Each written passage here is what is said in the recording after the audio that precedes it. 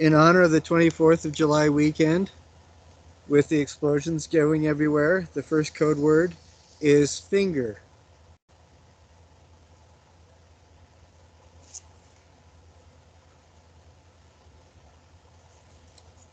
Okay. So we've got Amy here, Janae here,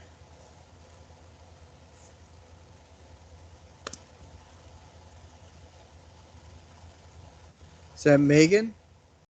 Yeah. Ashley?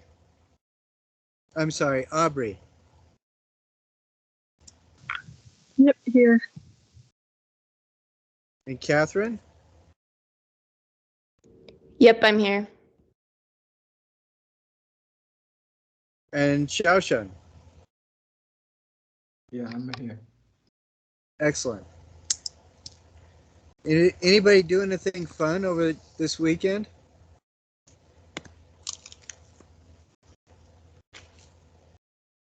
Nobody did anything fun, huh? That's too bad. We went to Flaming Gorge. Oh, that's cool. I think it's funny that when meet people that come to Utah for the first time, they're really shocked at how huge Pioneer Day is. Everything gets shut off, everything gets closed down. There's parades, there's rodeos, and people just go crazy.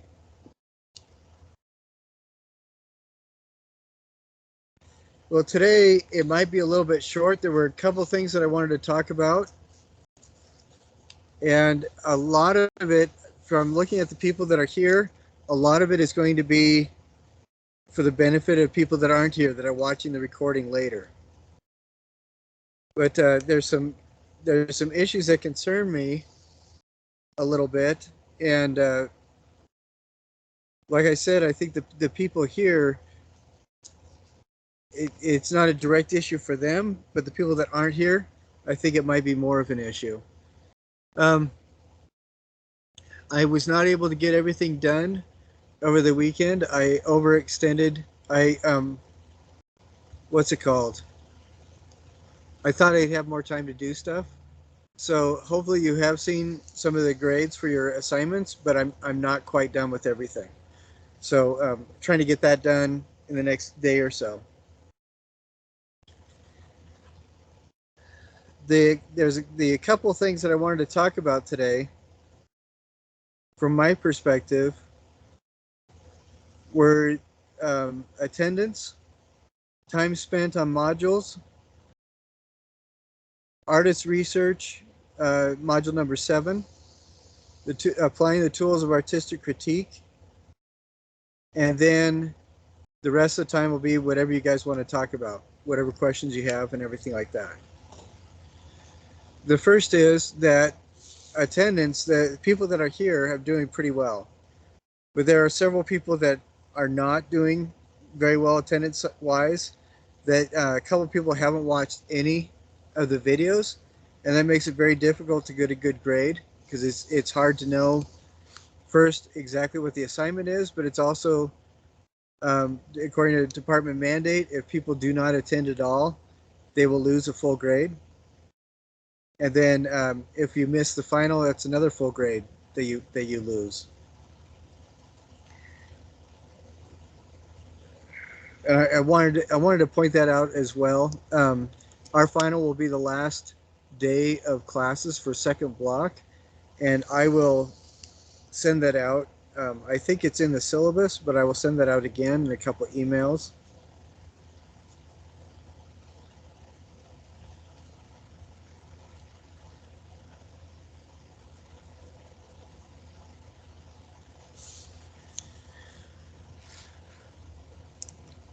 And I will also be sending out an email to each person with their attendance.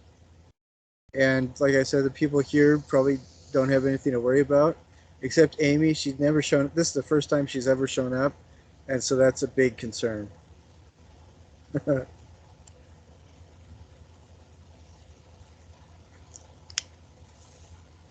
The second code word is present. Some of you may have noticed on Thursday I only had one code word, and that's fine. I totally spaced it. Everybody that told me what we talked about that wasn't a quote from my description of the video got credit for attendance. Does anybody have any questions about attendance?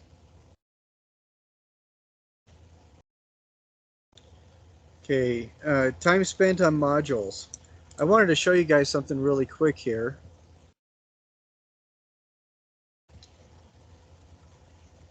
I'm going to do a screen share.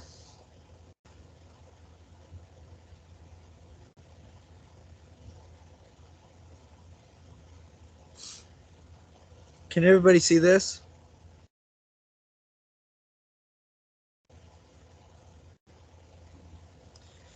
Okay, this is at the tail end of Module 1.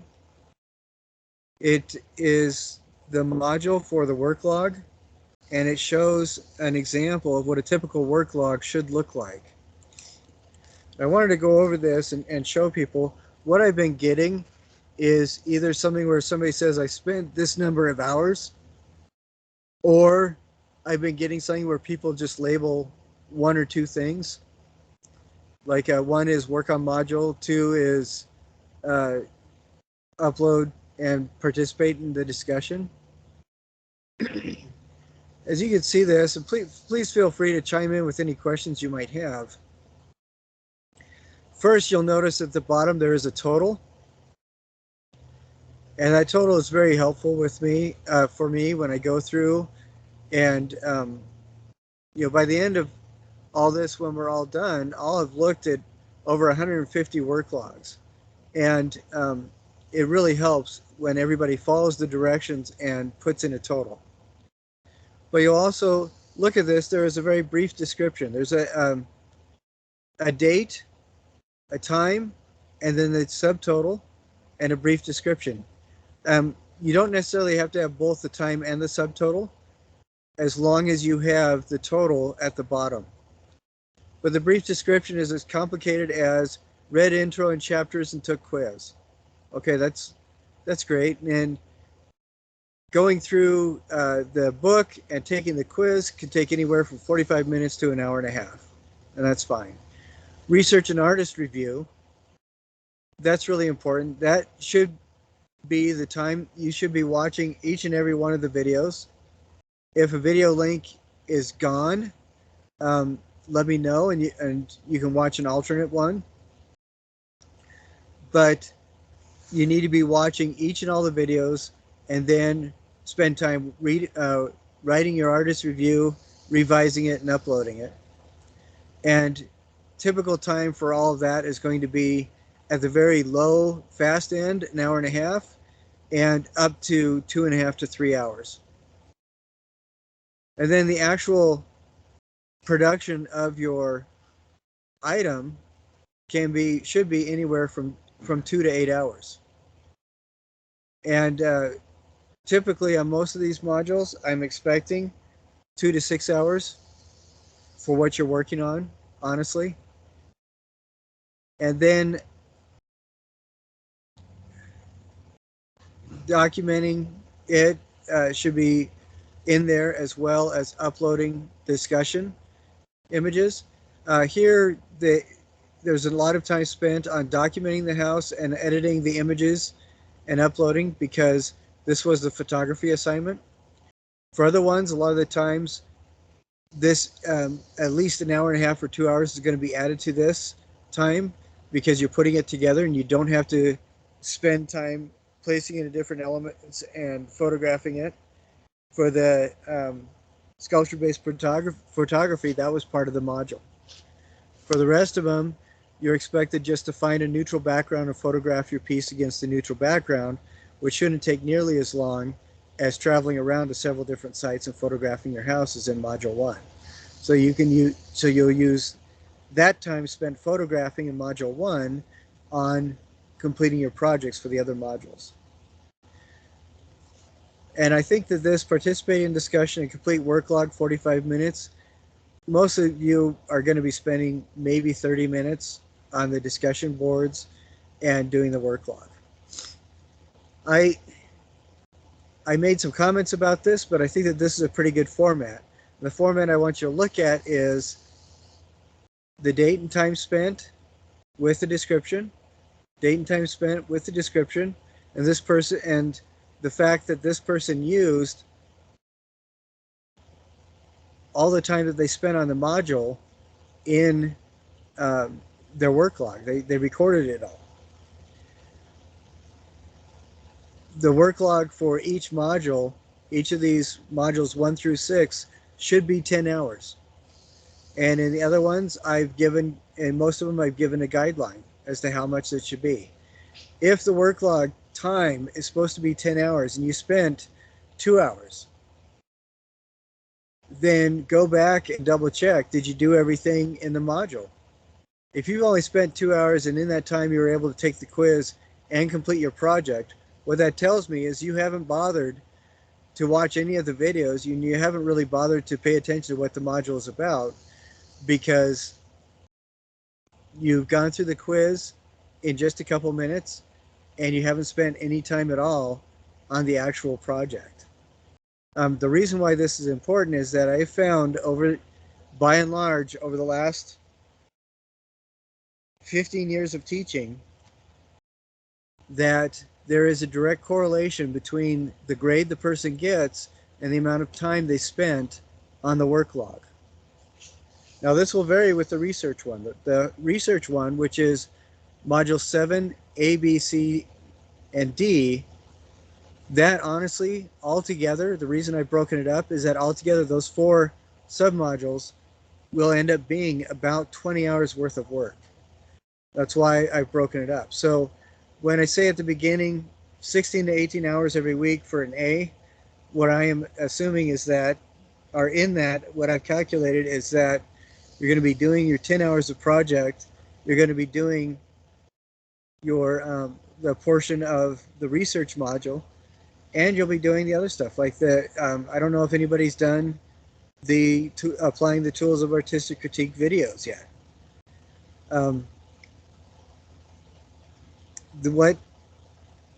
What this all means is that it's really important for people to pay attention to the work log module for each module, and to record your time accurately. Does anybody understand why it's so important to record your time accurately? I gave you 3 reasons at the very beginning, at least 3 reasons. Does anybody remember what the first reason is?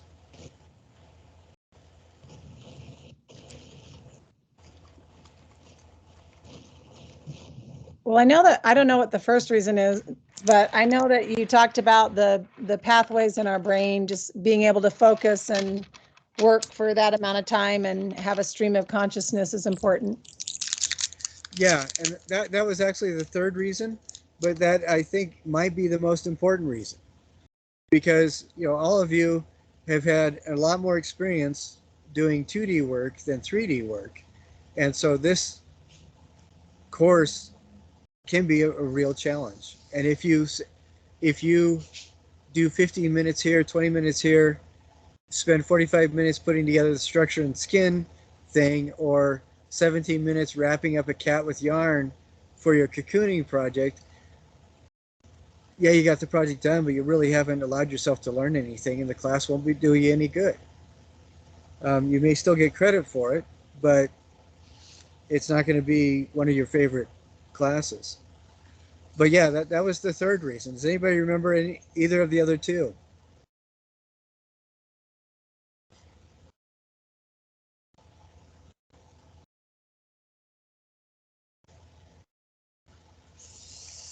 Megan or Aubrey, Catherine or Shung, do you guys remember either of the other 2 reasons for spending the time and keeping the work log?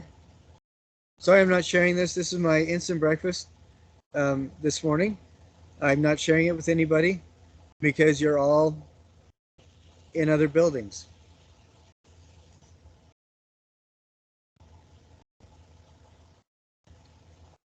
This one tastes really crappy too, so you probably are happy I'm not sharing it.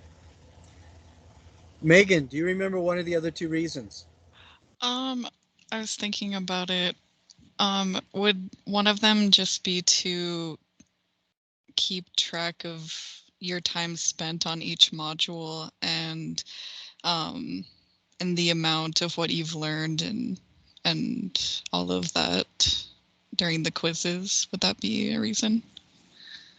Yeah, and I think it tied that what your explanation does is tied to the second reason, which is as professional artists, you need to value your time.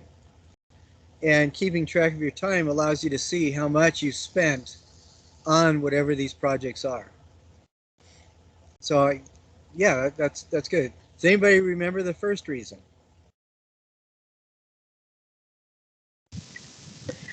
I'm not sure if this is right, but and it might have kind of the same, like it might go along with what Amy said, but didn't you say something about like the flow state, like getting in that state of mind where like it starts to come more naturally? Yeah, and that's exactly what Amy was talking about as well. The flow state is something that most of us can't experience when we concentrate on something for more than an hour and a half. Typically, it's about an hour and a half to 2.5 hours before you get into the flow state. And it's really important to at least experience that a little bit. But the very first reason that I gave was that it's department mandate. And regardless of what other stuff we put on it, if you don't follow the department mandate in the college in which you want to receive your degree, it's going to be difficult for them to agree to give you your degree. So I think even though the flow state and the learning is the most important from my perspective, the most important from your perspective, keeping an honest work log is that's the department mandate. I used to get really annoyed at some of the stupid assignments I was given in school, and my mom told me that it doesn't matter, that's what's required, so you've got to do the work. And unfortunately, that's sometimes all the justification that people who have the capacity to make or break your career need. It's just you have to follow the rules. That's it. So that's probably the most important reason, even though it's also the most mundane. But when you do your work log, please make sure that you keep track of all your time, and also make sure that it's a reasonable amount of time. If you're saying that you only spent 20 minutes doing your artist review paper, that means you haven't had time to do anything more than do a rough outline. You know, if that's the kind of paper that you want to turn in, that's the kind of grade you're going to get. Most of those papers should be taking you at the very least 45 minutes, ideally twice that, because that gives you time to make sure that you've included everything, answered and addressed each of those questions, and given yourself time to review and re-edit whatever paper you're doing. The reason why these things are so important is because that the final project for Module 7, your opinion and reflection paper, is going to be a culmination of everything that you've done. And it's really difficult to have an excellent end result if you don't allow yourself to develop the right attitudes and habits as you get ready for that result. By the time you're done with this, you'll have written a short survey on 75 different artists. You'll have written a piece for yourself about why you've chosen the artist that you've chosen to do your research on. You'll have written an 8 citation annotated bibliography with 2 paragraphs on each of the citations written to your future self or somebody who doesn't know anything about this artist and their work. You'll have basically written an outline and recorded yourself talking very seriously about this artist using your 8 citations, and that'll be uploaded on our YouTube channel. You'll have done a reflection paper, like I mentioned, and in between all that, you'll also have worked with the tools of artistic critique. You'll have written at least 20 responses, intelligent responses using the tools of artistic critique to other people's work that you see in the class. And you'll have recorded 2 more videos dealing with those tools of artistic critique, one on your own work and one on the work of somebody else in the class. And so that is quite a bit of writing and stuff. And we're artists, why would we want to do writing? Have any of you ever tried to propose an exhibit? Have any of you done that, or tried to get a grant? Try to get a scholarship? Try to propose a solution to a client's problem? Try to explain what you're doing for a client? Write your own biography? Have any of you tried to do that? Any of those things?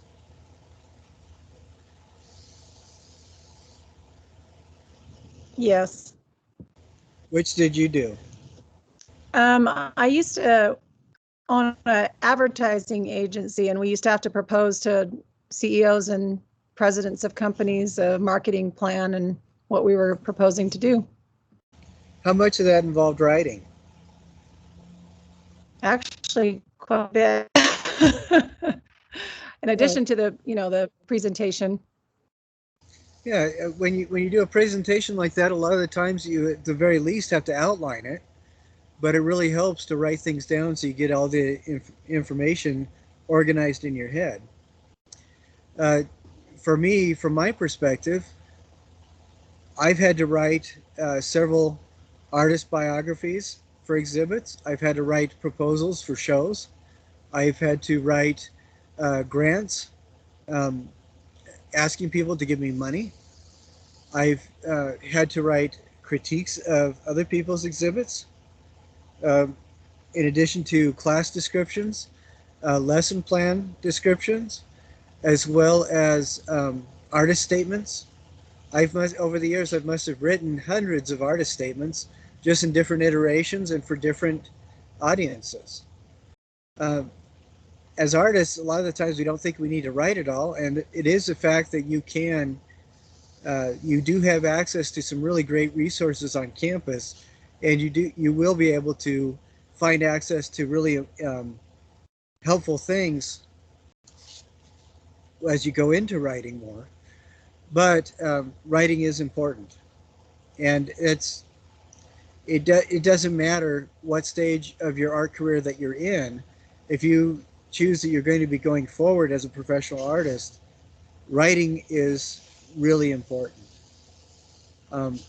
We are focusing on the visual work in this course, but the writing is also very important. So if you only give yourself 15 minutes to whip something out, you're doing a disservice for yourself in regards to the assignment, but you're also doing a disservice for yourself for future assignments in this class itself. There is I can't remember her name right now, but there is a woman who owns a company called Manhattan Exhibits or Manhattan Exhibitions, and what she does is she helps artists articulate their voice for things like artist bios, artist statements, and things like that. And I will find that and email that to everybody.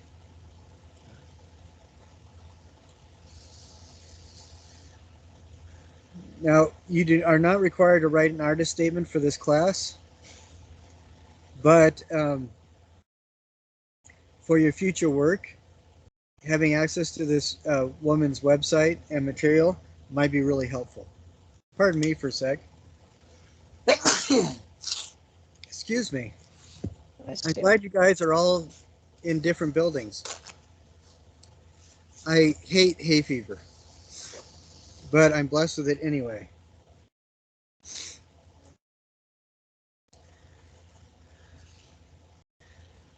All right, so that's I think that covers what I wanted to yak on about regarding attendance as well as work logs. But does everybody understand how important both of those things are? Yes. Thank Yes. you. Excellent. Okay, the last two things that I needed to talk about, and then we'll talk about cocooning and other stuff like that, is your artist research, Module 7, all the elements that go into Module 7.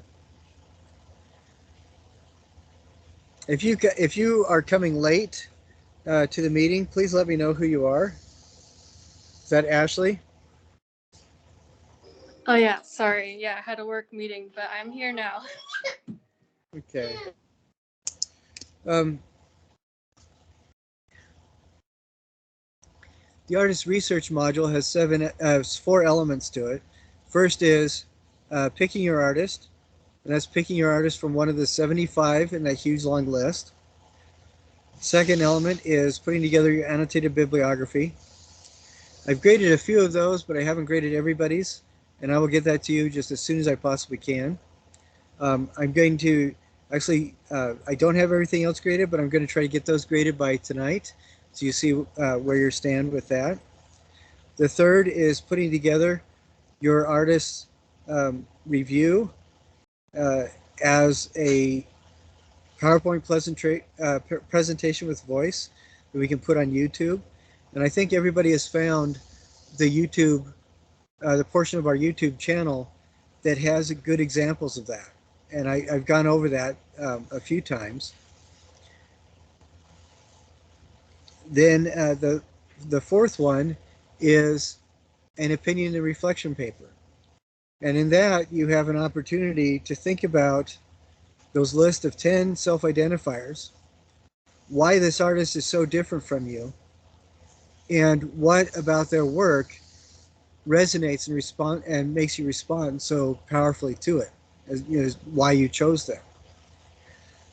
Has anybody started working on that last reflection opinion paper? If you haven't, that's not a big deal. I think the most important thing is to make sure we get the videos done, the PowerPoint presentations. But I would definitely refer to your notes from the first and second. That is the artist choice, where you listed your self-identifiers, and the annotated bibliography. Refer to those two things and just look at them several times and start putting together an outline for your reflection / opinion paper. And I would recommend getting that outline done this week, because it is due in a couple weeks. Does anybody have any questions regarding Artist Research Module 7 and the four sub-modules that make that up?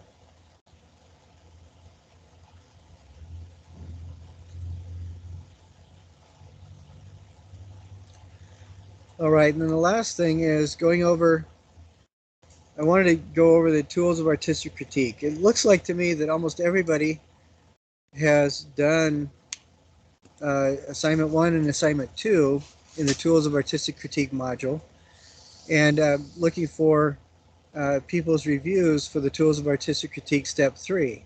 And in that, there's 2 portions. One is we spend 2 to 3 minutes applying the 4 tools of artistic critique to your own work, and then you do a separate video where you spend 2 to 3 minutes applying the tools of artistic critique to somebody else's work. And for that, you can use an image off of one of the discussion boards. Has anybody started working on that? I actually had a question about that. Do you just do basically the PowerPoint with the voiceover? Is that how I've never done anything like that before, so maybe some You're not guidance talking there. about tools of artistic critique. You're talking about the artistic research or the artist research. No, where you do where you actually critique someone else's work. Those videos that people made, are they just doing a voiceover on a PowerPoint? How are they showing the image and doing the voiceover? I'm super technologically challenged. Well, last semester, several of the people have about my level of understanding of technology, which meant that what they did was they put on their computer screen the image of the art from the discussion board.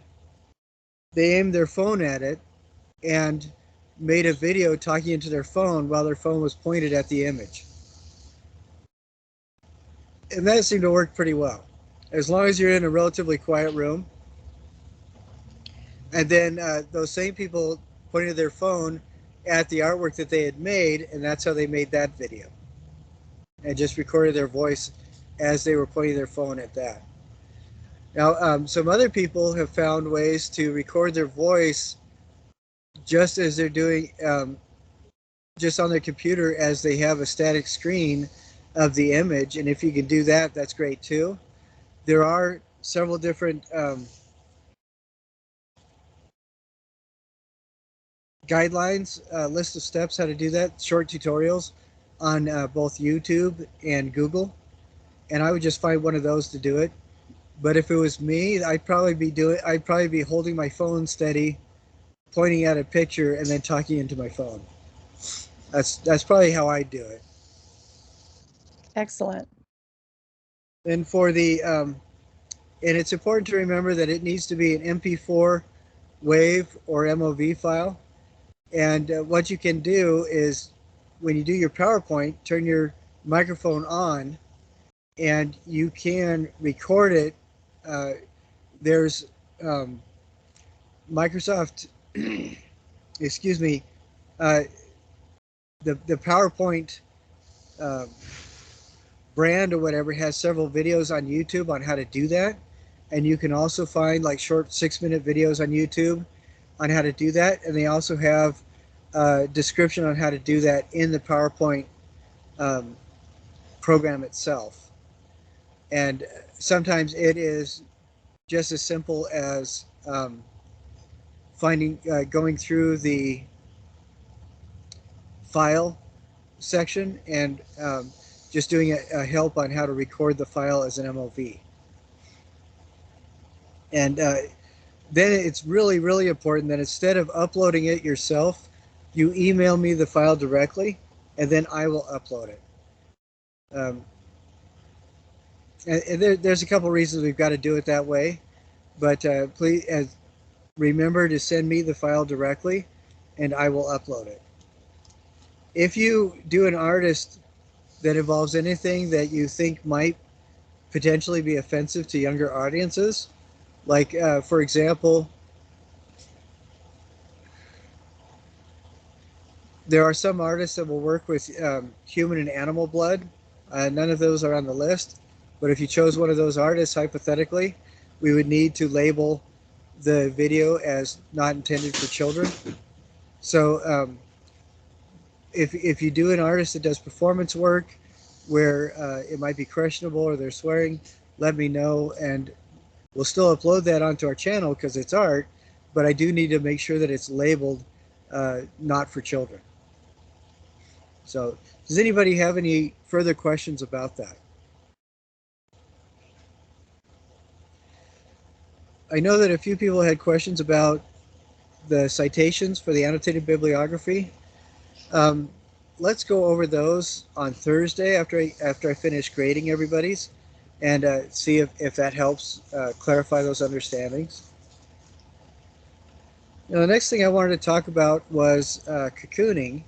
Remember, last week I had a really hard time pulling up the website for Jean-Claude and Christo, and one of the reasons why was that after their death and after they did the Arc de Triomphe, their website had to be revamped, and it looks like it's still being revamped. I mean, it's not.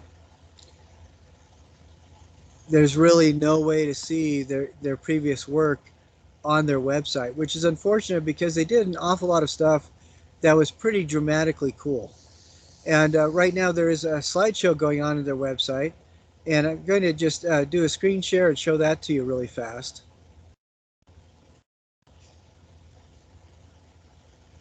And there's only a few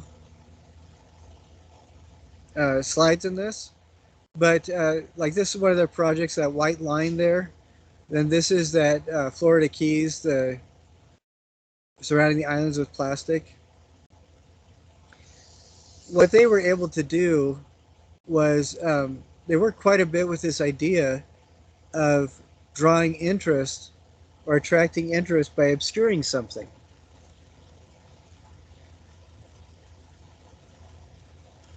And it seems kind of odd that that would work, but the reality is, you know, with our monkey minds, human beings are incredibly curious.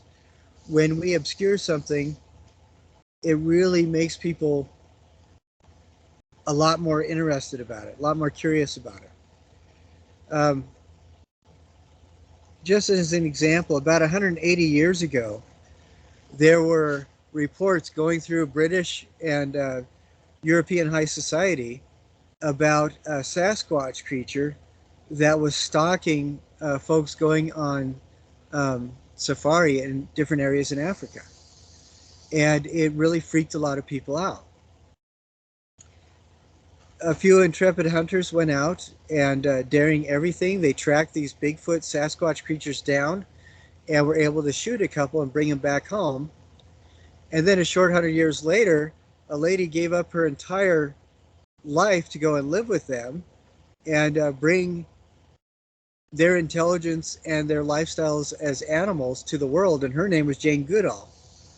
This was the mountain gorilla. It was, for hundreds of years, they were the Sasquatch of the continent of Africa. Nobody in Europe or Great Britain really believed that they were actual animals, and now there isn't a zoo in the country that's not complete without their great ape exhibit. You know, the chimpanzee, the orangutan, the bonobo, or the gorilla. And I just think that that's really interesting. The reason why I bring that up is the mystery behind these animals grew until people went out to study them on purpose, and now we accept them as reality. But the people that did that risked their life and limb simply because of curiosity. And so curiosity can be an incredibly strong driving factor.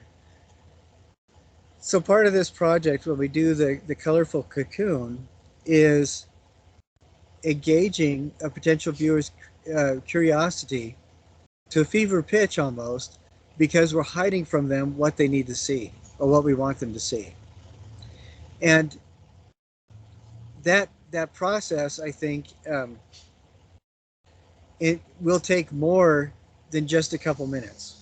I think one of the most successful projects from last semester is that somebody wanted to address some ideas about her hobbies, which included hiking at high altitudes.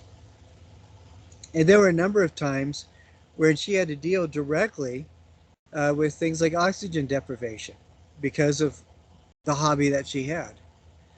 And so what she did was took a lot of typical hikers type equipment, and like water bottles, oxygen tanks, things like that. And she found a particular blue that reminded her a little bit, without being completely accurate, of the blue that your lips turn when you don't have a lot of oxygen. And so she spray painted these things blue. Then she used blue climbing cord and tied these things together.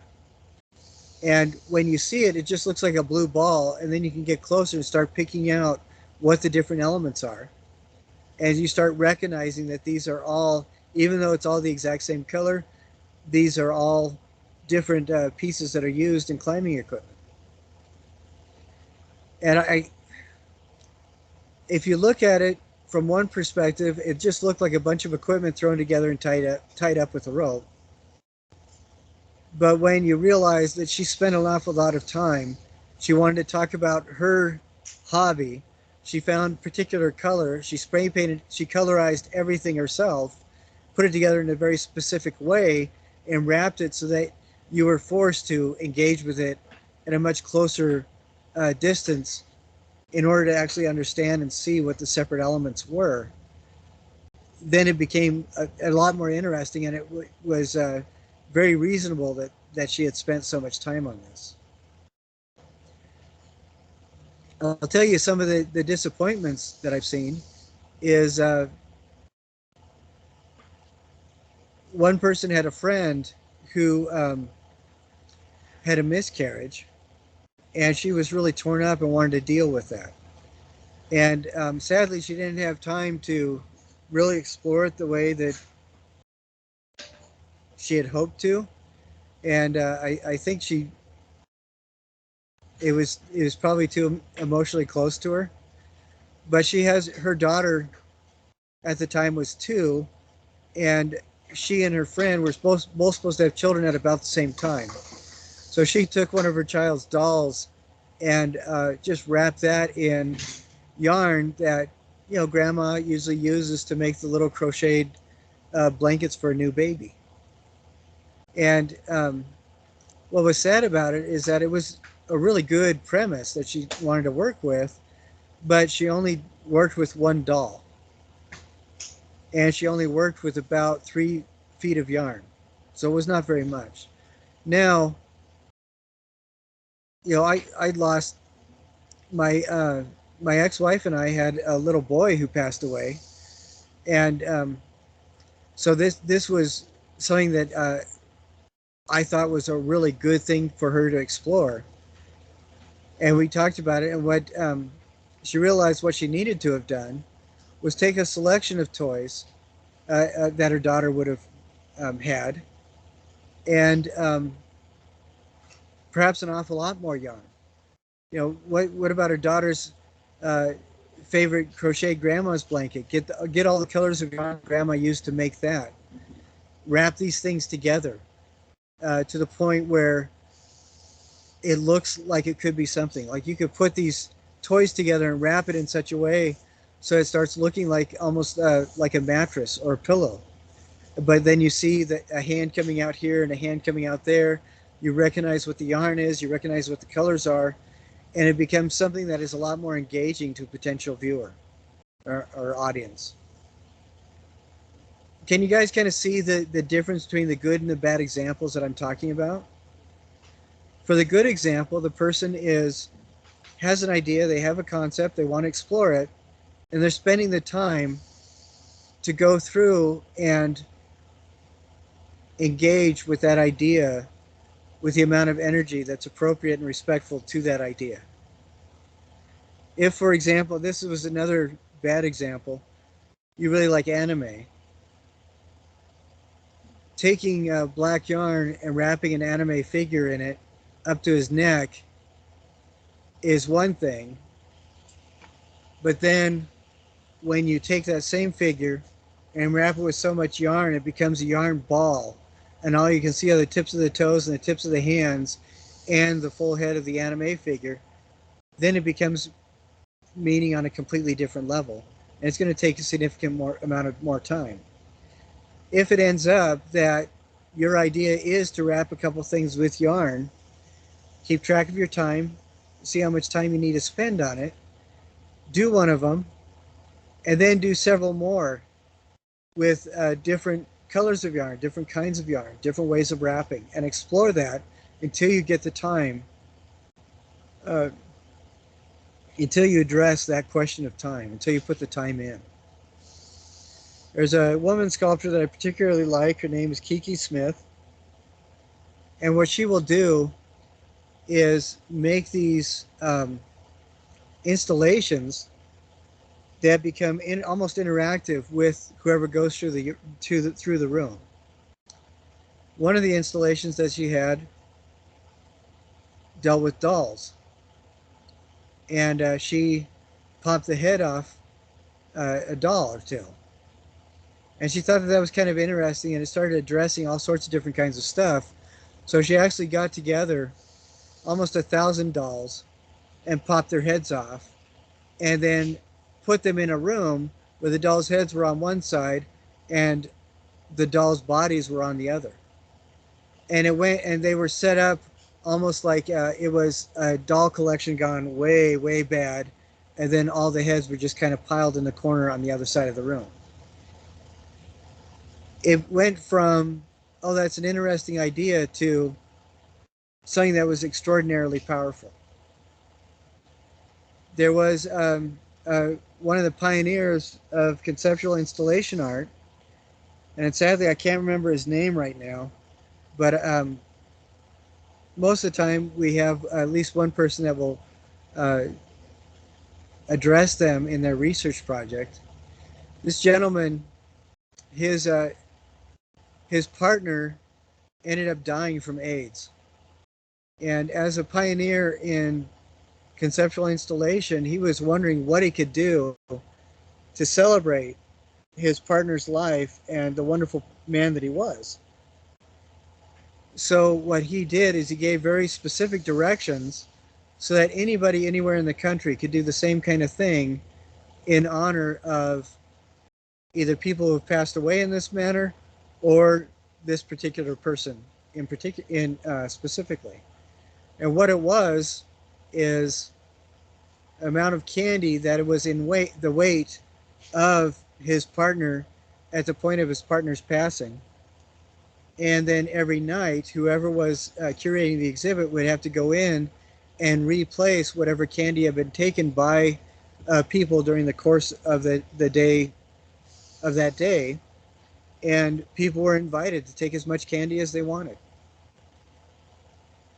And on one hand, that sounds kind of silly, but on the other hand, if we think about it, the candy very specifically was tied to the memory of this person who was a wonderful person who had passed away. Candy makes everybody happy, and people were invited to take as much as they could, and they did. And then each morning, the candy that had been taken was replaced. So the candy was making people happy on a continuous basis, and the candy was a direct symbol of this remarkable person who had passed away. So in one way, just like I mentioned about the Maya putting ashes of the departed in the clay deposit for the village, so that that person would remain a part of the village life for years to come, this individual, this artist, had developed a way of creating a conceptual installation so that their partner could make people's lives happy all around the world for as many years into the future as people enjoyed candy. And those are the kinds of things that I want you to be thinking about as you work on this project. But when you think about it in that perspective, does it mean more than just the pile of candy in a corner?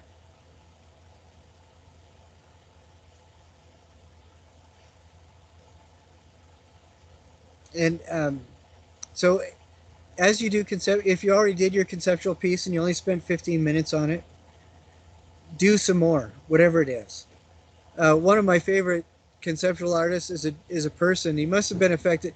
Have any of you gone on road trips where you've seen the signs like county's largest ball of twine or world's biggest fork or different things like that? Have any of you ever seen that? Going on road trips to some areas of Idaho and Utah, Wyoming and Montana, you see that kind of stuff all the time.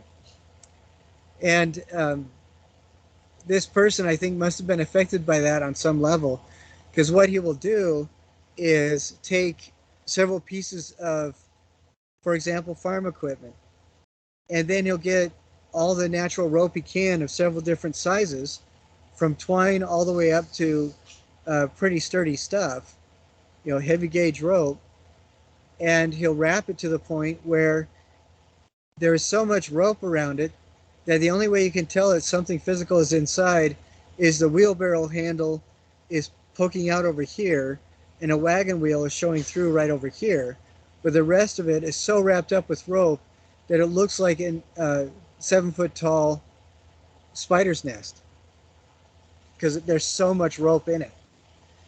And Judith Scott is one of the artists that did this a lot. If I remember right, she was deaf and she was severely developmentally challenged, and her parents had her committed.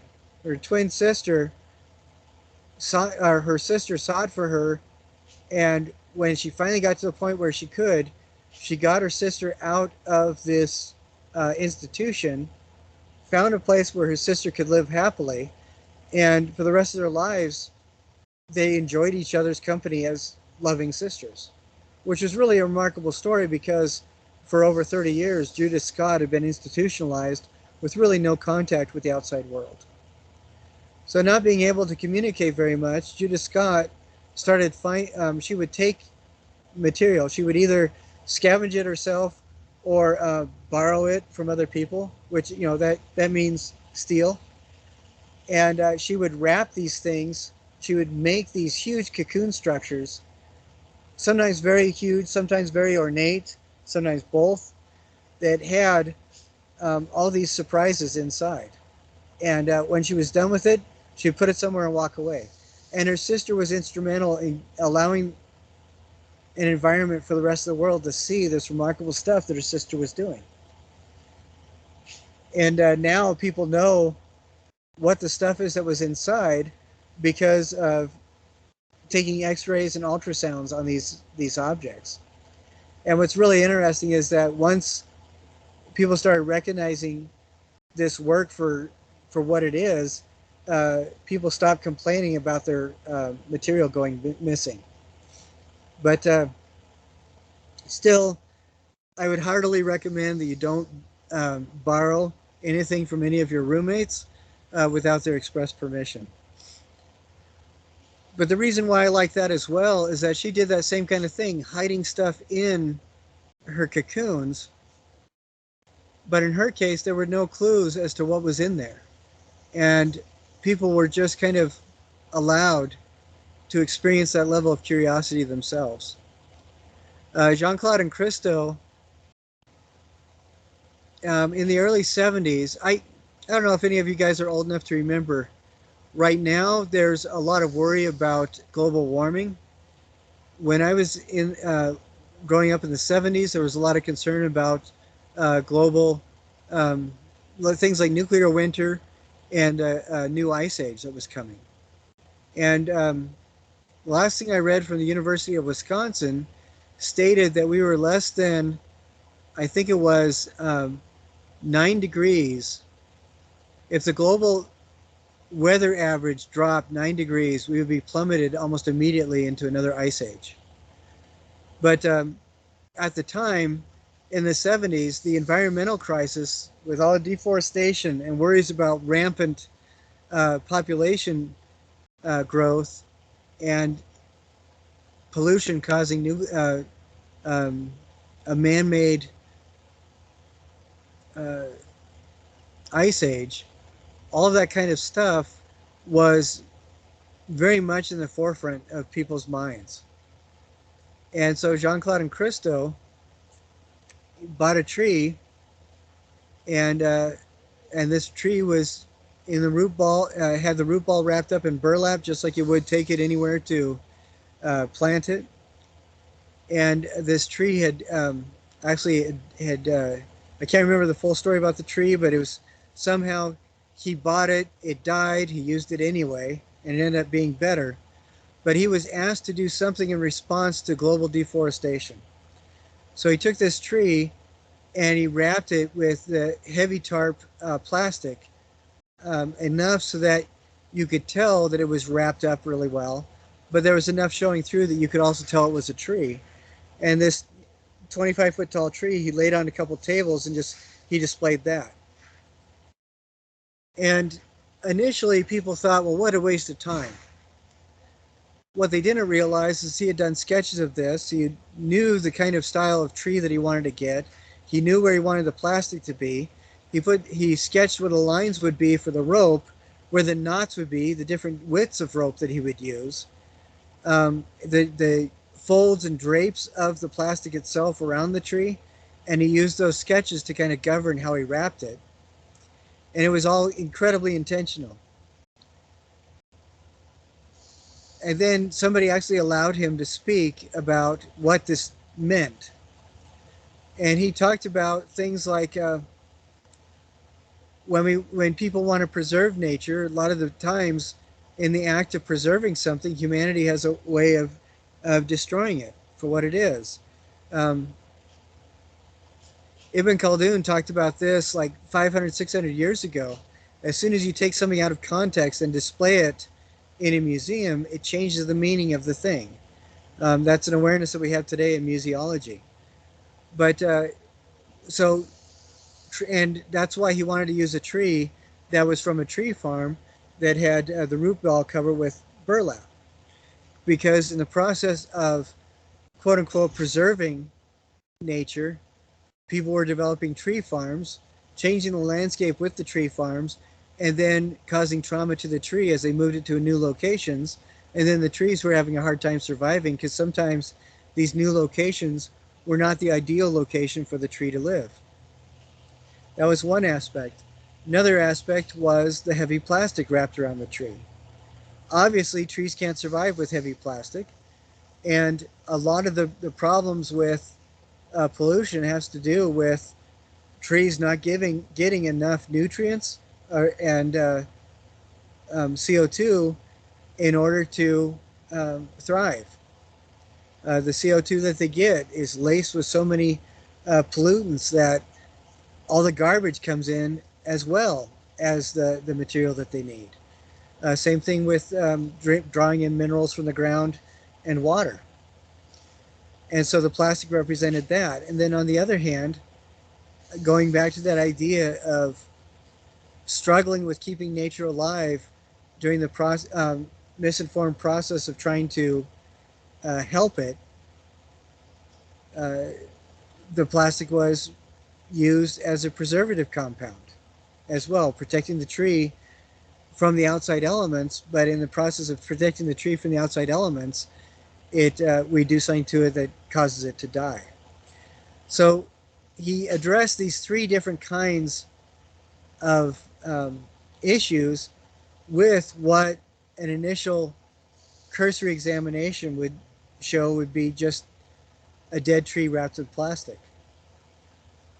And so there's a lot more depth to what he was doing. Now, I really honestly don't expect any of you to be Jean-Claude or Christo out the gate, but can you understand that there is a lot of thought to what these people are doing?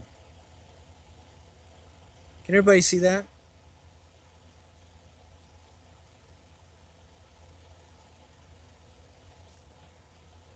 Yes. Thank you, Aubrey, for breaking the silence.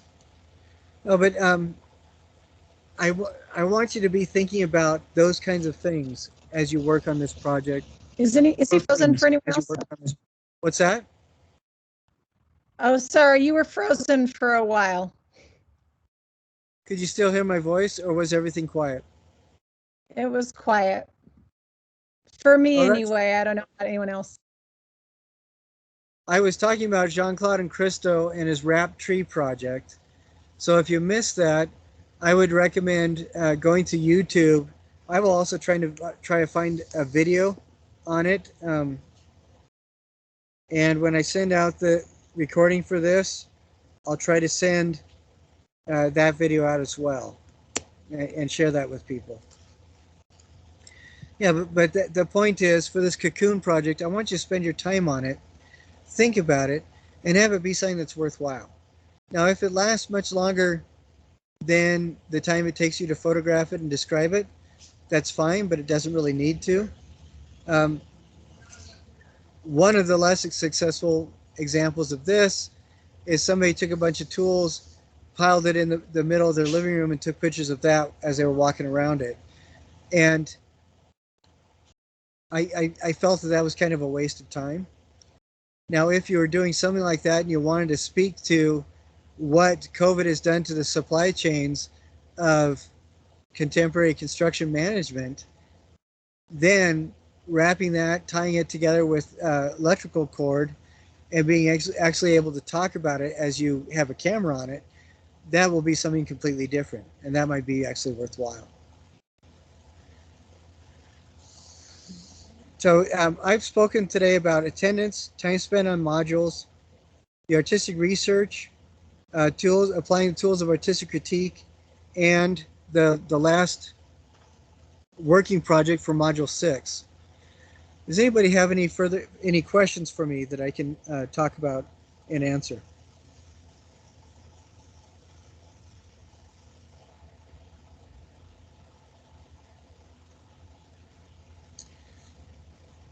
If not, then we'll end a little bit early. And what I will do in the meantime is try to get those annotated bibliographies done this afternoon or at the latest tonight, the grades, so that on Thursday when we talk about them, we'll talk about that.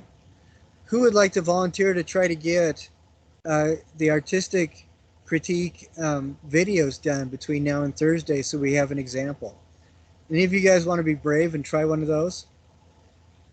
I was planning to, only because we're leaving on vacation, so I have to have a lot done. All right. Well, that'll be great. If you have any questions about it, drop me an email. But when you do that, let me know.